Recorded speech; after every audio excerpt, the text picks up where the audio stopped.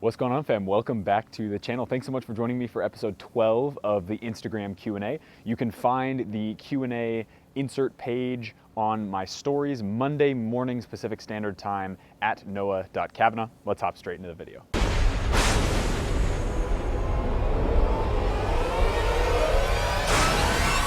All right, guys, first question we are going to answer today. Best qualities for a CDM, or center defensive midfield, number 6.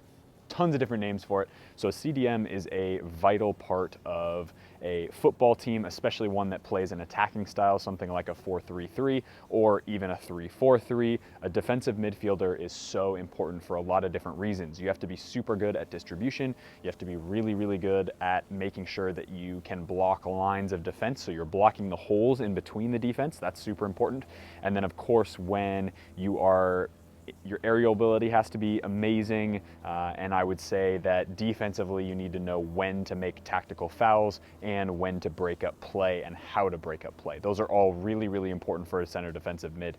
Basically, you are the organizer of the press, and you are the person who oftentimes is the one who calls when to press and when not to press. So being disciplined, being organized, understanding where everyone is on the pitch, awareness is really important. If you go and watch players like Sergio Busquets, I think he's one of the best center defensive mids that has ever played the game before. Andrea Pirlo is also one of the best. N'Golo Kante, yes, he's more of a fit CDM. I'd say a traditional CDM is more like a Busquets, where he breaks up play really well, has great aerial ability, and he's also one of the best passers in the world, even among the list of the Xavis, Iniestas, and Pirlos, right? So those are things to think about when you're looking at a CDM. Again, the biggest things you need to learn how to do are breaking defensive lines with passing, your abilities defensively, your abilities in the air, that kind of stuff. Second question, do your Phantom Venoms split or cut at all on Astro, 3G, or 4G? Now, I'm pretty sure, correct me in the comments down below if this is true or not, 3G or 4G is in reference to different types of turf, I'm pretty sure, like different types of Astro turf, essentially. If that's the case, I haven't had any issues on the synthetic that we play on here. I don't actually know what type of synthetic it is. It could be a 3G, it could be a 4G, I'm not actually sure. But I would say that for the most part, I've been trying to get my hands on a pair of AG boots that are the Phantom Venoms in the AG. But because I can't find any right now, I am using the FG variation on the AG pitches, which is totally fine. It's just a matter of making sure that I'm, taking care of them, not hitting the ground as best I can, and doing all the right things on the playing end of things, not dragging my toe, doing things like that. But at the end of the day, like, boots are boots. They're built for, a certain amount of time, and then they go away and they disintegrate and they deteriorate over time. So at the end of the day, like, am I super worried about it? Not really. I don't have any stud pressure, so that's, I think, the biggest thing. As long as my foot's comfortable in it and I don't really have a risk of injury, don't really have like too much risk of injury with the FG boots, especially on the newer AG surfaces, it's not much of a problem. So no, I would say they haven't split or cut, and nor, I think the more important question there is it hurting my feet? It's not. Question number 3, self-confidence, exclamation mark, how to have a winner mentality. So when you're thinking about mentality, you're thinking about the way that you operate on the pitch and off the pitch. It has to be a full-time thing. A winner is always a winner, right? So it doesn't mean you have to be hyper competitive all the time. It doesn't mean you have to finish your food before other people. It doesn't mean you have to, win at ping pong with your younger sibling. And that doesn't really matter. The mentality of a winner for me is somebody that always has the inner drive to improve and step to the next level. So whatever that next level is for you, if you're playing in the United States and you're playing for an ECNL, maybe the next thing to do is the MLS Next. And maybe if MLS Next is where you're at right now, maybe the next level for you is to play in college, or to play in the MLS, or to play in the USL.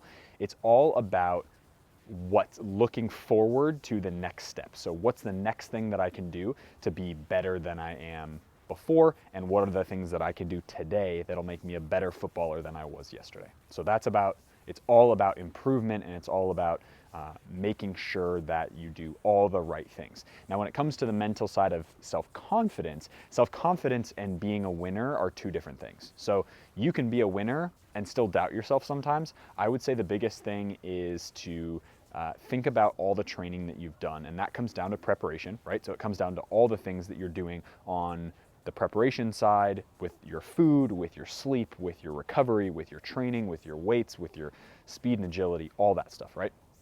So you put all that together and you say, I've actually done the work that a lot of these really successful players have done, right?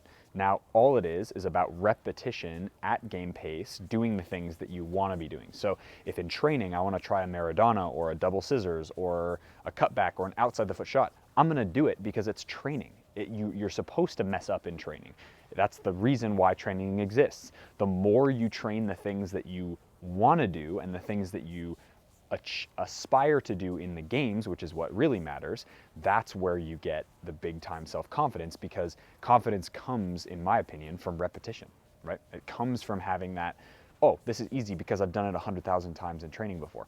I've juggled more than probably 10 million times in my entire life. That's why I can pick up a ball after 4 months of injury and have the self-confidence and, yeah, the muscle memory a bit, but I have the self-confidence to go, I can juggle 1,000 times right now without having juggled for 4 months, and I go out and do it, right? It's all about, I've done this before, I have it in my head, and I've continued over time to practice those things, practice those skills, practice those things that I really want to achieve on the pitch in training, and then I go to the pitch and I do them over and over and over again until they become second nature. Question number 4, best boots for super wide feet excluding Mizuno. Ooh, good question. Tiempos are pretty good. They're amazing boots. I'd say they're suitable for most foot types and they'll stretch. The Copas are pretty good for wide feet. They're a little thinner than the Tiempos in my opinion. Phantom GTs are pretty good. And then I'd also say the Puma Future Zs are pretty good for wide feet as well, especially with that like knit band in the middle. They stretch pretty well to most foot shapes, especially in that midfoot area. That's probably the top 4 I'd give, unless you want to go with something like the OG Copa Mundial, which will fit any foot shape. If you go with a Pantofolo d'Oro, which is not really a high performing boot, it's just an old time leather boot, that's probably fine for wide feet as well, but I'd say the first 4 that I mentioned are the ones that I would check in with. Question number 5, best forms of active recovery.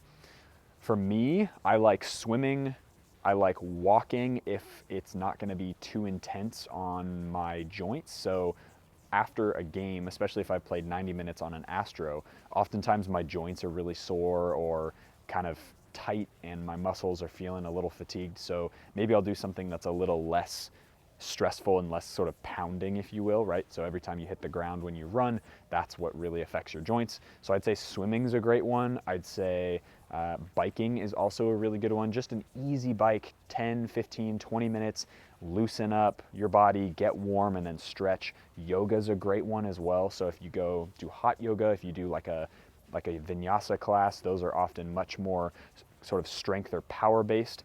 But for footballers, it shouldn't be that difficult necessarily from a strength perspective. It'll just be really good to get your legs moving and get your whole body flowing and open up your joints, open up your hips, that kind of stuff. So that's what I would recommend for active recovery. That's at least what I do. That's what I found to be the best. If you can go on a walk, I think honestly going for a walk is a great option, or going out and juggling 10,000 times in the backyard, right? Like something that's super easy, it doesn't take a lot of energy to do, and it's great for getting your muscles ready to go. Question number 6, do you know anything about the women's pro soccer pathway? I don't, and that's partially because I don't know a lot of people personally who've gone through the women's pro pathway. I know one person who's trying to get into the women's Premier League here in the United States. She was just in Iceland. She is a very close friend of mine, Kylie Norkis, on Instagram, at Kylie Norkis. And she's awesome. You can go into my Instagram and then, look her up on my followers page and see her, Kylie Norkis. She's also got a consulting service for young female athletes who want to get better and who want to do their thing. She's got a great service there. So that's a shameless plug. She's wonderful. Definitely go check her out. But she knows way more about the whole system compared to me, because I genuinely don't know. Like, she's the only person, she's a very close friend of mine, but she's the only person I personally know who's in the women's pro pathway. Question number 7, who do you support and why? I support Barcelona. And that is because I played at La Masia, which is their academy, for a summer, for a couple weeks when I was like 13, 14, 13, 12, somewhere in there, right before high school. So 13, yeah, anyway. So I've loved them since then. I've always had an affinity for their players. My best friend in the entire world, who is also a Barcelona fan, and they've been a Barca fan since a long time ago, and so got me on the train. And then obviously my soccer career went crazy, and yeah, I just have always loved them, Messi or not, RIP. So yeah, that's my team, and I love them because of the philosophy behind the club. I love the stuff that Cruyff brought in. I love the stuff that Pep Guardiola had when he was there, that Xavi is now doing at Al Sadd. Like all of those things, that tiki-taka mentality, that sort of very, very beautiful style of football is so attractive to me, and that's why Barcelona is my team. But as far as like the English Premier League goes, or honestly any other league in the world, I really don't care to watch any specific team. I just like to watch good football. So that's really all I care about, is watching that really beautiful, tactically intelligent style of football, and that's why Barca is my favorite team. Last question, how can I analyze my film better to make note of what I need to improve on? So if you haven't seen on my website, I actually have a whole video on that. You can go to my website and grab that. It is on the store, and I'll put a link down below in the description box. It is part of the Zoom calls that we had between August and September. We had 8 free Zoom calls, and basically what I did is I consolidated all the most important information, plus actually me going through my own game film, and put them up on the website. So you can go check those out. Basically what I would say, I'd give you a short answer and say the biggest thing to do is to go and look at what types of attributes are important for your specific position, and then take those attributes and look at your game film and write down every time you touch the ball, what were the actions you took. So did I swivel my head? Yes or no? How many touches did I take? Did I take too many? Did I take not enough? Could I have taken another touch into space, or did I pass the ball and I missed? I'm trying to think of some other things that would be helpful for you.